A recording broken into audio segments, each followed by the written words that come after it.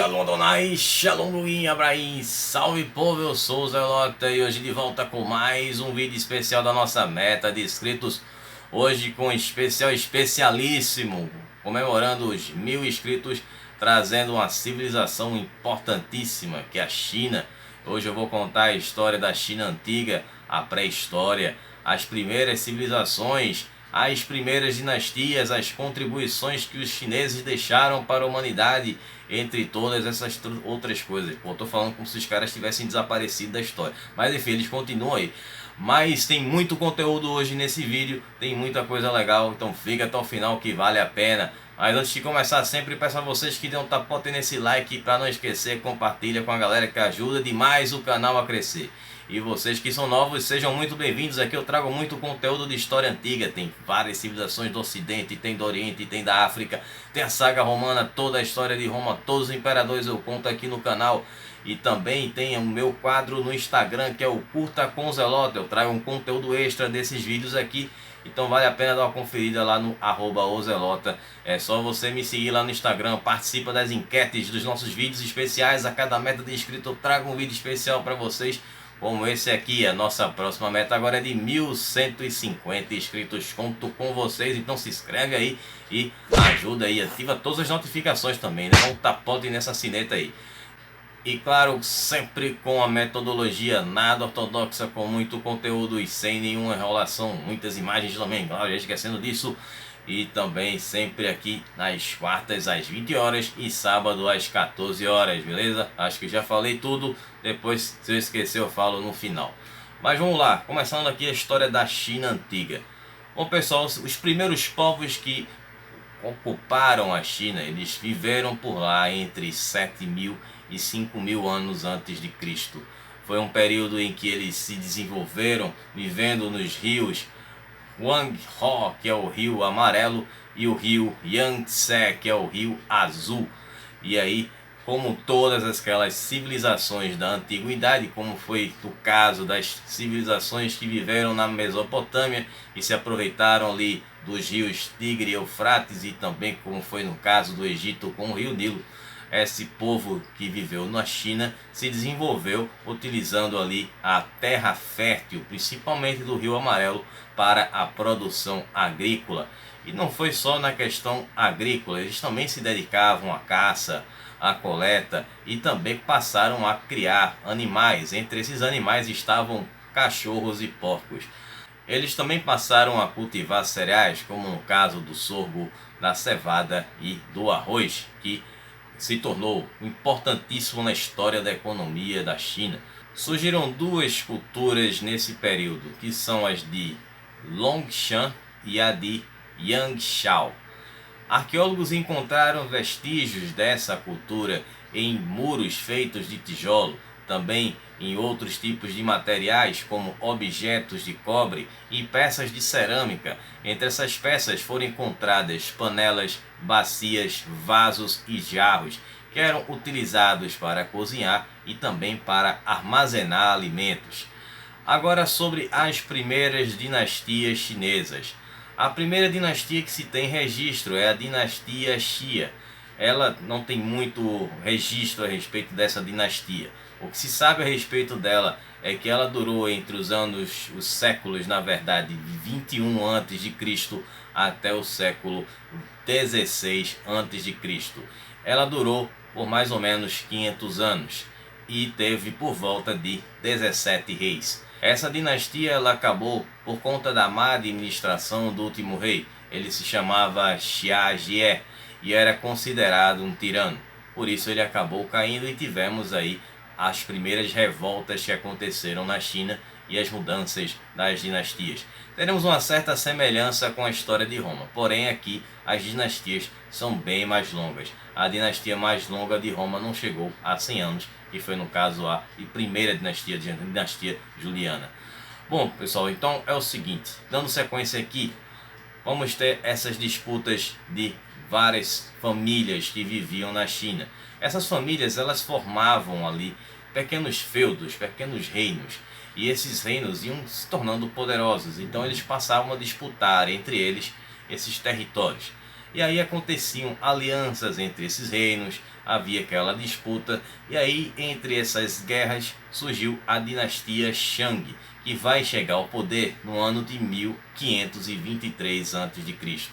Eles tinham um exército poderoso e expandiram seu território.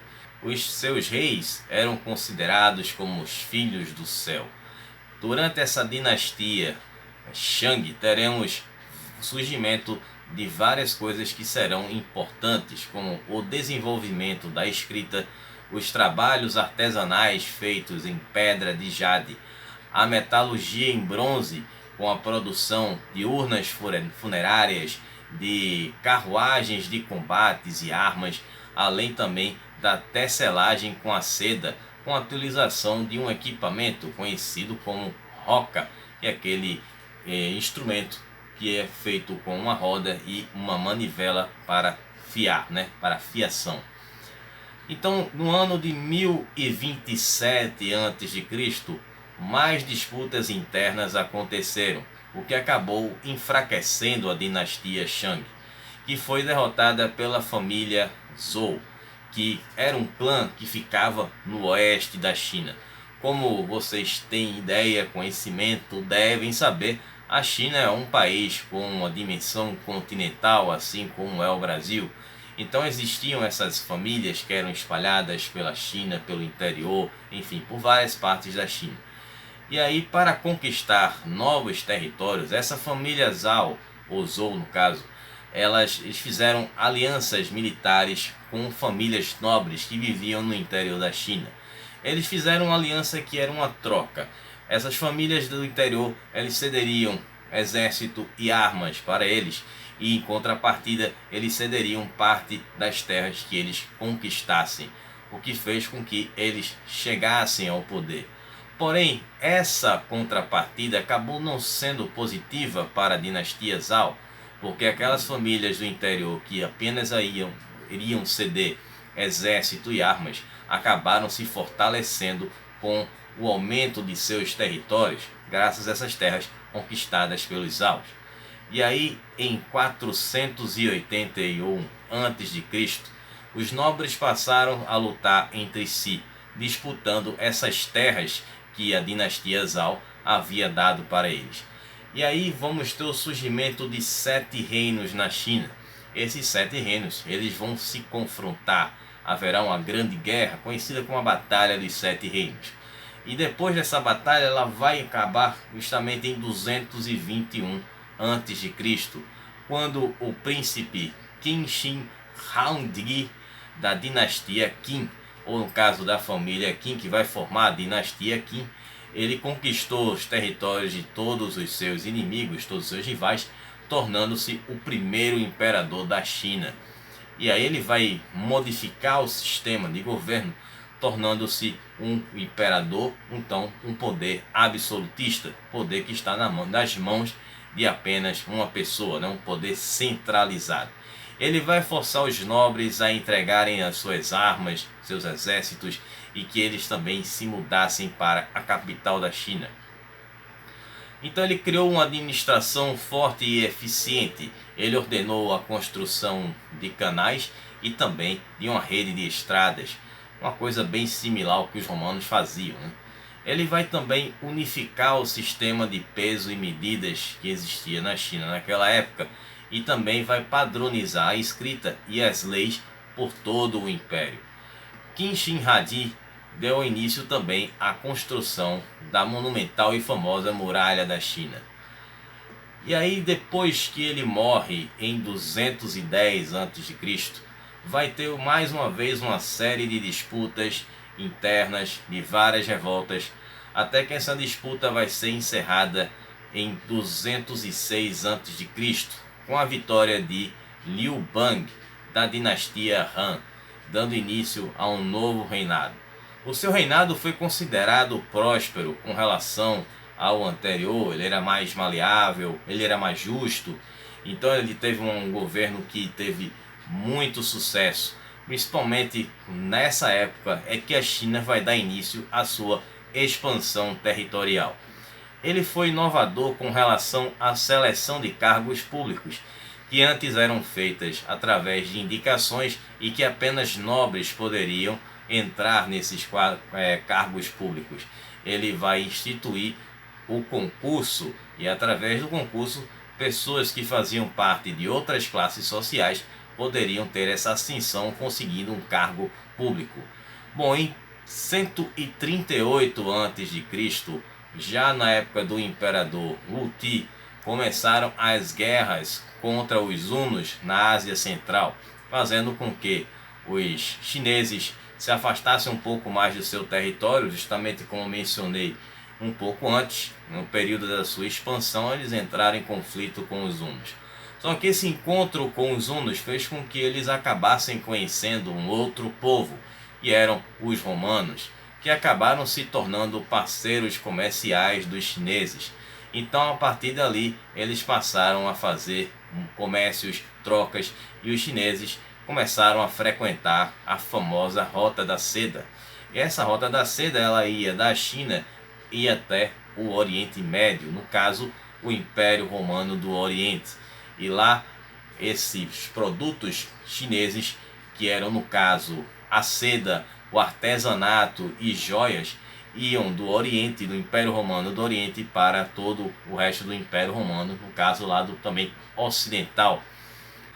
Durante o Império Han, tivemos avanços em diversas áreas na tecnologia, como por exemplo a construção dos moinhos de água que eram utilizados para moer os grãos. Outros avanços foram com relação à produção do ferro, a criação da bússola, também a criação chinesa, para você que não sabe, está sabendo agora, e também a descoberta da pólvora, que foi revolucionária, principalmente nos campos de batalha, fez com que as armaduras fossem aposentadas.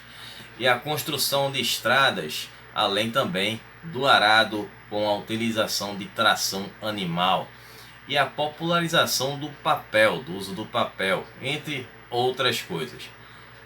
E como consequência desses avanços, teremos ali uma diversificação maior na produção de alimentos, também como do artesanato e na expansão do comércio.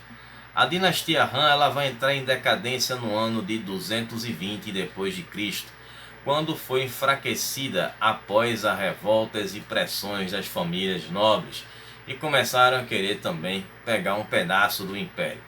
O que aconteceu foi que o Império Chinês acabou sendo dividido em 3 reinos, que foram os reinos de Wu, Shu e Wei. E essa divisão do Império em 3 reinos vai durar até o ano de 295 depois de Cristo. Nessa época, o Império Romano já estava em decadência, né? Bom, com relação à sociedade, nós temos ali a pirâmide social, que era basicamente da seguinte forma: no topo da pirâmide estava, claro, o imperador. Abaixo dele nós temos os nobres, as famílias ricas e poderosas da China. Esses que eram grandes proprietários de terra, eles eram donos de exércitos, então eles tinham poder.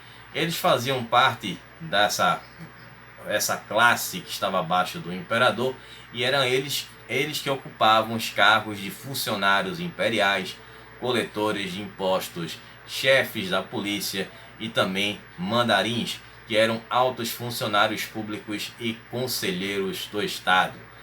No meio da pirâmide estavam os artesãos, os comerciantes e os funcionários públicos. E também abaixo, na base da pirâmide, estavam os camponeses. Os camponeses que viviam num sistema muito semelhante ao feudalismo. Eles trabalhavam nas terras daquelas famílias ricas em troca de uma parte da colheita. Esses camponeses também eles eram aproveitados em outras situações, como nas construções em obras públicas, em construções das muralhas e também de canais de irrigação e estradas, assim também como eles eram convocados para o exército em tempos de guerra. Bom, rapidamente eu vou falar aqui sobre uma outra questão, mas que eu vou me aprofundar, vou falar um pouco melhor como conteúdo extra lá no Curta com o Zelota, que eu estarei postando amanhã. que é com relação à religião. Basicamente, a religião chinesa, ela é muito mais ligada à filosofia. Nós temos ali dois expoentes como ícones na filosofia na China, que eram o filósofo Lao Tse, que significa velho mestre. Ele vai criar o taoísmo. O taoísmo é aquela filosofia do yin yang, né, que vai ser sempre aquela simbologia dos opostos. E também o outro famoso, que é o Confúcio, que viveu de 551 a.C. a 479. Ele que criou o confucionismo, que era basicamente aquela questão dos valores, né, da humanidade, do senso de justiça, do ritual, conhecimento, a integridade, tudo isso, né, que era a questão do respeito, a valorização dos mais velhos, a questão da hierarquia, tudo aquilo ali é que ele defendia dentro da sua filosofia. Mas eu vou falar um pouco mais sobre isso lá no Curta com o Zelota. Bom, espero que vocês tenham gostado, que vocês tenham entendido. Estou gravando esse vídeo pela segunda vez, que a primeira deu problema, não sei se ficou tão boa como a primeira, mas enfim. Estarei voltando amanhã no Curta com o Zelota, como eu já mencionei, à noite, né, já está oficial, né, trazendo aí esses vídeos do Curta com o Zelota à noite, na quinta e na segunda, né, que são os dias que eu posto o vídeo lá, trazendo aqui um pouco mais sobre essa questão da filosofia na China. E também no sábado estarei de volta com mais um vídeo da nossa saga bizantina, mais um capítulo com a história do Maurício. E também outra coisa muito importante, que é a nossa enquete do vídeo especial de 1025 inscritos. Estarei publicando amanhã aqui no YouTube e também lá no Instagram. Então me sigam no Instagram @zelota para vocês participarem das enquetes e ficarem sabendo das novidades do canal, hein? Eu sempre estou postando alguma coisa lá, de vez em quando sai uma zoeira também lá no Stories, hein? Então fiquem ligados por lá e nos veremos aqui no próximo sábado. Um abraço do Zelota, fiquem de boa aí, em quarentena em casa, se cuidando, e a gente se vê no sábado. Falou, pessoal!